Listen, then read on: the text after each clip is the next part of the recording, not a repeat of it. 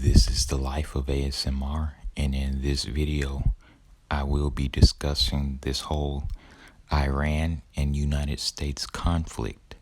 Now, a few days ago, President Trump decided to take out, I should have looked up his name, but it was a top Iranian general that previous presidential administrations were called to kill, but they decided they didn't want to kill this particular Iranian official because of the particular fallout from it. But President Trump decided, hey, he's going to go ahead and kill this particular Iranian general. And so now there are all kinds of tensions between Iran and the United States. That I believe there's calls for troops to be, removed from Iraq. Also, another fallout from this is that oil prices are rising, and the worst thing that is coming out of this is talks that there may be a potential war breaking out. Now, some people are saying World War III. Some people are saying it's just going to start another war, I'm not sure about World War III. I mean, when you look at the previous world wars, I forgot which war was started from an assassination, but one of the wars was started from an assassination. Y'all can look that up, but this just doesn't really look good on President Trump's administration. And I know he's not the only one making these decisions, but I guess it all falls on him if, things like this happen. Now, we also have to look deeper into this. You have to know that war is big business. Bankers make money off these wars. Governments make money off these wars. Corporations make money off these wars, producing war materials and all this. We just look at a lot of these previous wars that the United States has fought. A lot of money, billions and billions of dollars have been made through the United States having conflicts with all of these Middle East countries and Pacific country.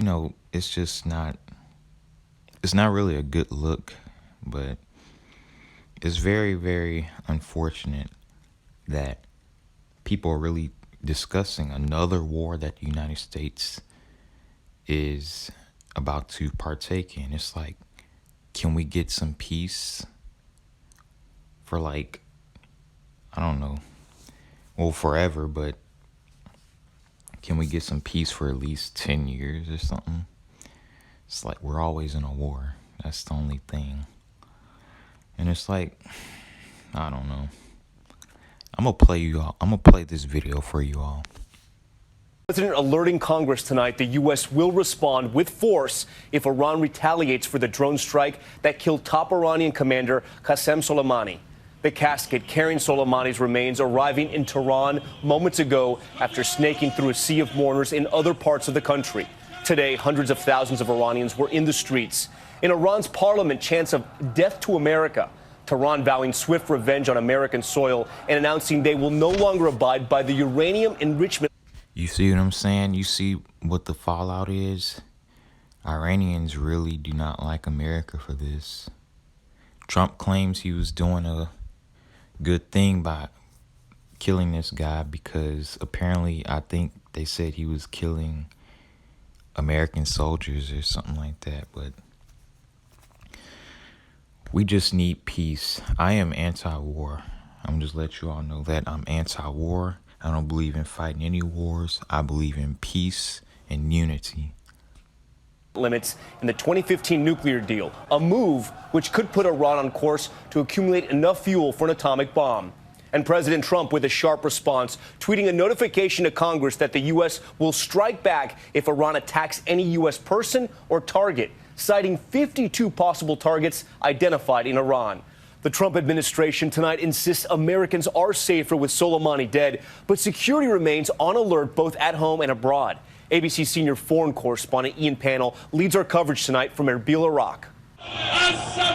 Tonight, hundreds of thousands of mourners pouring onto the streets of Iran, a massive display of defiance towards the United States for the killing of General Qasem Soleimani. And that defiance now going beyond just protest. Tonight, the Iranian government announcing they're suspending commitments to the 2015 nuclear deal, abandoning limits on enriching uranium and stockpiling nuclear fuel. Support for these hardline tactics appears strong as members of parliament chant death to America. And in the streets, as Soleimani's casket is paraded around the country for 3 days, his supporters holding portraits of him, pounding their chests in anger and grief. The leader of Iranian-backed Hezbollah saying American soldiers and officers will be going home in coffins.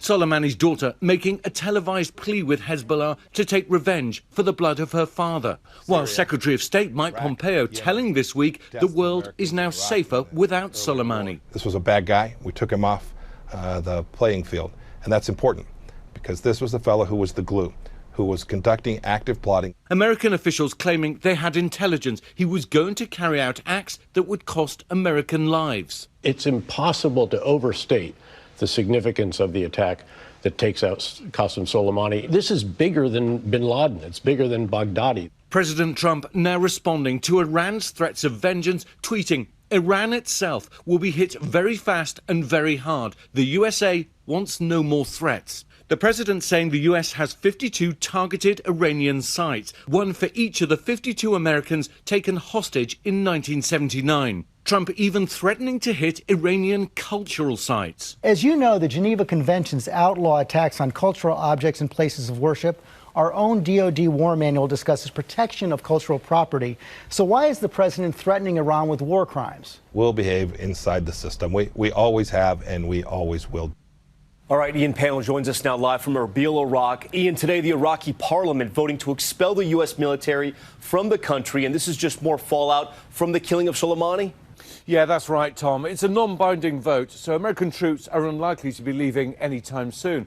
But it's really important as it shows the level of anger here. And tonight, another sign of that fallout. 3 rockets fired into the green zone near the U.S. Embassy. No injuries reported, but the question tonight is how far this will escalate. Tom? Ian Pannell on the ground for us there in Iraq. Ian, thank you. But yeah, I just don't believe that, we should be in, all these countries and understand that there might be bad things going on. But a lot of times the U.S. is in these countries for, resources and things of that nature. So, that's the real reason. Just look on Google, do your own investigation, and you'll come to realize there's a lot of resources in these Middle Eastern countries that, the U.S. wants. And main one being oil. The main one is oil. So just do your research. Like I said, I don't believe in war. I am very anti-war. I believe in peace and unity. I believe that one country should stay where it is. Another country should stay where it is. We don't need, countries trying to station themselves in all these different countries. And you got a base here, and this country has this base here, this country has this base here. I mean, I'm not really a fan of things like that because inevitably conflict will arise from a situation like that. I mean, if countries could do it and get along, I guess, but that won't happen. There's always war. Every presidential administration conducts some kind of, conduct something, intelligence or something that says, hey, we see that this country is doing so and so. So now we have to kill so and so to make things better, make things safer, or we have to invade this country to make things better, to make things safer. I don't like that. I promote peace and unity. And I'm anti-war. I might make another video on this situation, but you know, this really does not make me happy. And I don't think it makes a whole lot of American people happy to see, you know, these countries back and forth like this, because innocent lives will be lost. Innocent people of the United States lives will be lost. Innocent Iranian people's lives will be lost. And so, you know what's crazy?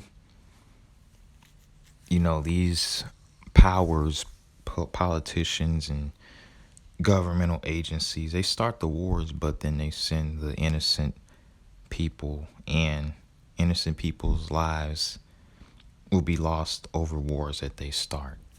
Because it's not the people that's starting the wars, it's these agencies and these politicians and governmental agencies that are the ones really kind of fueling and starting these wars, you know? So I just don't know. I don't know what the fallout will be. I hope people here in America are safe. I hope the people in Iran are going to be safe, but especially in Iran, I really don't know what the fallout is going to be over there. And you never know. There might be something that will happen over here. We just really need to keep our eyes open. Stay tuned to whatever developments happen in this story. And just be on the lookout for anything, because it's getting worse and worse out here. Anyway, you all, thank you for watching.